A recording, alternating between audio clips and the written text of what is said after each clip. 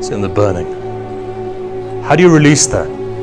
When you release all those negativities. What is the first stage therefore? Believe me, it's tough. Somebody's wronged you, it's tough. God forbid your husband has done something bad to you, it's tough. Your wife has done something bad to you, it's tough. There was a reason why you divorced. I don't put that to one side.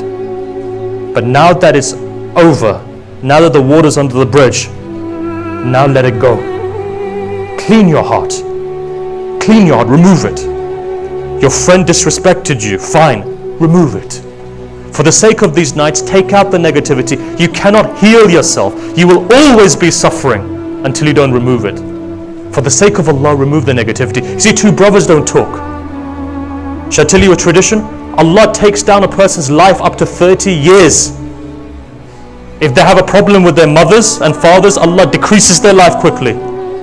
The more it pans out to brothers, yes, it's decreased, but not that much. Then wider it starts decreasing, but less so. Look at in the time of Mutawakkil Abbasi. Mutawakkil Abbasi insulted Ahlul Bayt. His son comes up and says to the Imam of the time, 10th Imam, he says, can I go and kill my father? Is he wajib al-qatl? He says, he may be, but the fact is you're his son.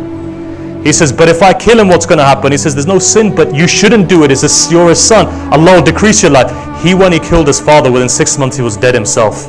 Even though he may not have committed a sin because he violated the hurma of Zahra alayhi salam. But the fact is this, remember, what does Imam say? He says, you don't do it. You don't do it. You don't do it. Why? You're his son. Brings down your life. Be very vigilant. What does Rasulullah say in the Battle of Badr? He says, you don't go because that's your father. I'll send Ali. I'll send Hamza. You don't go. Why? He's your father. Come back. People's du'as are not answered because their parents are unhappy with them. Please your parents. You sit there and you wonder, said Maulana, have you got a zikr for this? Have you got a dua for that? You know the best solution is, I'll tell you the best solution. You won't need to go to anyone. I'll give you the solution today easily. The biggest power that you have, mustajab da'was, your mother's du'as. Go and sit with your mother that prays for you. It is so easy when you're sitting in a country like this and your mother's at home, you forget her. You come home at 9 o'clock. You come home at 10 o'clock. You see your mother's waiting for you there. You don't realize how much your mother does for you until you yourself don't become a parent or your mother doesn't leave this world. Then you sit down and you say, man, I miss my mother. I've seen grown men crying, saying, I wish we were good to our mothers. Your mother's dua is so powerful, it could change anything. Look, let me give you something that happened in my life.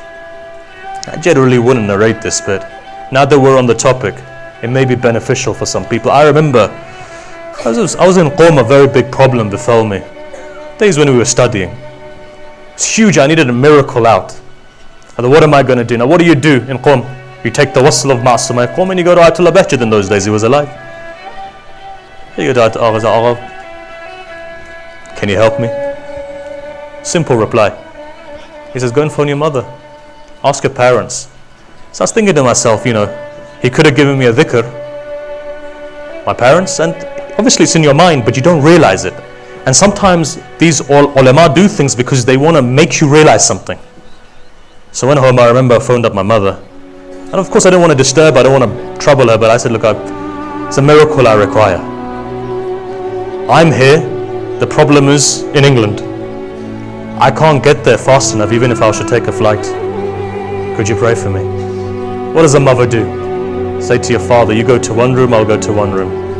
Both of them prayed. Within half an hour, the problem disappeared. I sat there crying, thinking to myself, all of these years, I had a power behind me that took Ayatollah Bahjid to make me realize. Today, if you think, go to your mother's. The mother's heart is so powerful. Even when she's not in the world, she can sit in the grave and pray for you as well. When all of the deeds are closed, she can still pray for you. You know what she says? She says, Allah, my son is in pain. Help my son. Allah helps. What is the criteria though? Don't ever offend your mothers. Don't ever hurt your mothers. A mother's heart is so soft, even if you give her a cup of tea, all that hurt goes away. Imagine if your mother's heart is like that, then imagine Allah's heart.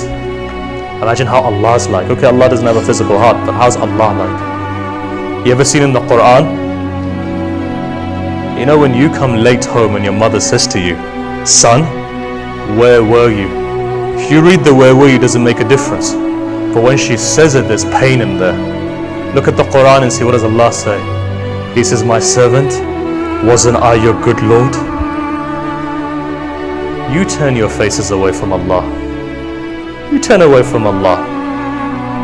What does Allah say? My servant, wasn't I your good Lord? Why'd you turn away from me for? These are the nights to come back. Look, what you do in your daily life doesn't make a difference to me. I'm here today, gone tomorrow. How you dress, what you do in your life doesn't make a difference. Just be honest to yourself.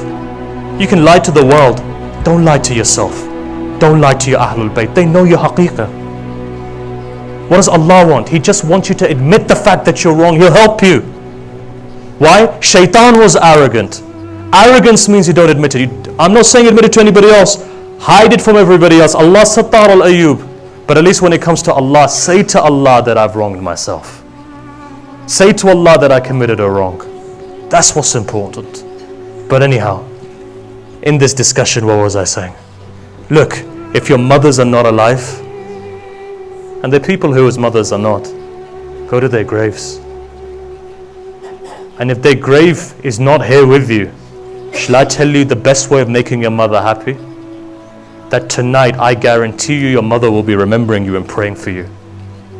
You know the floor there, just make a line on the floor, say, Mother, I'm sitting in the majlis of Hussein and I'm adding you into this majlis of Hussein.